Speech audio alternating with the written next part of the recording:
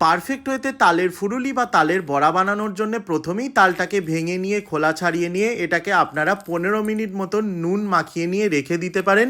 এতে কিন্তু তালের শাঁসটা খুব তাড়াতাড়ি বেরিয়ে আসবে। তাল শাঁসটাকে পুরোটাকে বের করে নেওয়ার পর একটি কড়াইয়ের মধ্যে এটাকে নিয়ে অল্প একটু নুন, অল্প একটু চিনি আর পরিমাণ মতন গুড় দিয়ে এটাকে ভালো করে ফুটিয়ে নিতে হবে।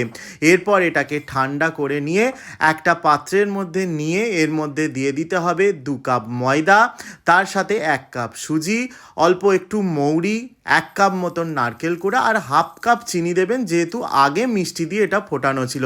দিয়ে এটাকে ভালো করে মেখে ফেটিয়ে নিয়ে আধা ঘন্টা ঢাকনা দিয়ে রেখে দেবো। আধা ঘন্টা এটাকে মজতে দেওয়ার পর ঢাকনা খুলে এটাকে ভালো করে ফেটিয়ে নিয়ে তালের ফুরুলি ভেজে নেবো। তাহলেই রেডি হয়ে গেল। এর স্বাদ কিন্তু ভোলার নয়, একবার বাড়িতে বানিয়ে দেখবে। এর সাথে এখনকার বাংলার পরিস্থিতি ভুললে চলবে না। We want justice for Tilottama.